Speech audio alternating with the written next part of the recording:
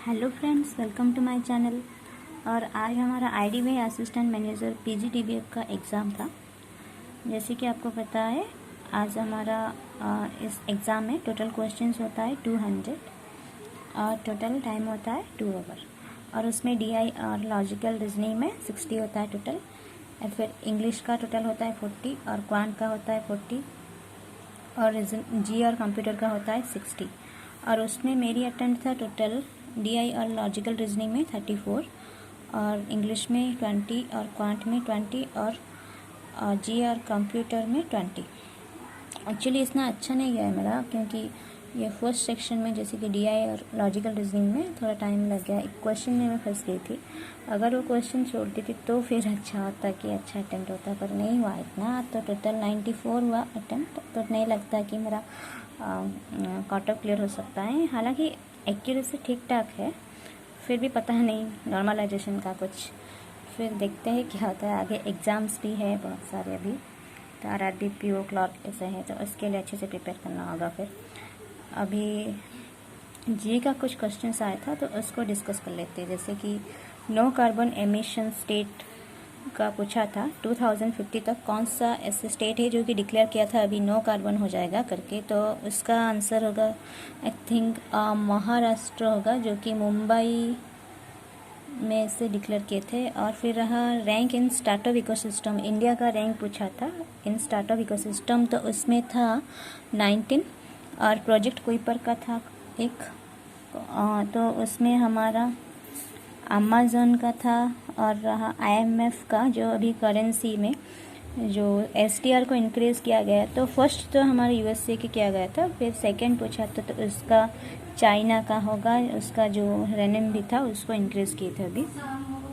और the highest country lithium producing जो था, हाईएस्ट लिथियम प्रोड्यूसिंग कंट्री, तो उसका ऑस्ट्रेलिया था उसका। और हाईएस्ट कोल प्रोड्यूसिंग जोन था जो महानदी कोल फील्ड का था एक, वो आंसर होगा। और top world press freedom index पूछा था, तो उसमें हमारा नॉर्वे होगा।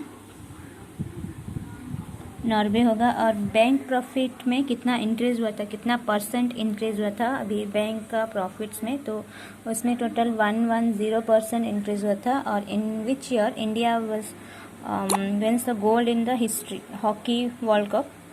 तो ये भी एक क्वेश्चन आया था, तो ये मुझे ठीक से पता नहीं था। फिर capital adequacy ratio for the prompt corrective action कितना मेंटेन करना है, तो ये पता था कि ये 9% होगा। और which country band the testing of missiles, तो यूएस होगा। और लिविंग रूट ब्रिज को अभी जो टेंटेटिव हेरिटेज साइट में रखा गया, तो वो इंटेंजिबल जो हेरिटेज साइट में रखा गया, तो वो तो हमारा मेघालय होगा।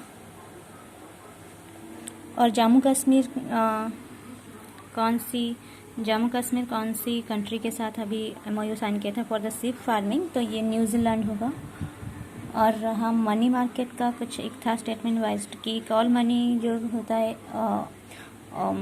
1 नाइट ओवरनाइट के लिए, और नोटिस मनी जो होता है वो तो होता है 14 डेज, 2 डेज से लेके 14 डेज पर, उसमें 7 डेज दिया था, तो ये नहीं होगा।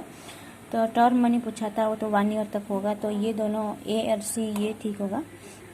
और फिर गोल्ड मोनेटाइजेशन का लॉन्ग टर्म इन्वेस्टमेंट पूछा था, तो ये 12 to 15 ईयर्स होगा। फिर पूछा था गगन कौन सी एयरलाइन ने किया था, तो अभी इंडिगो ने किया था ये। और टॉप 3 एफडीआई स्टेट्स पूछा था, तो इसमें एक्चुअली होगा हमारा कर्नाटका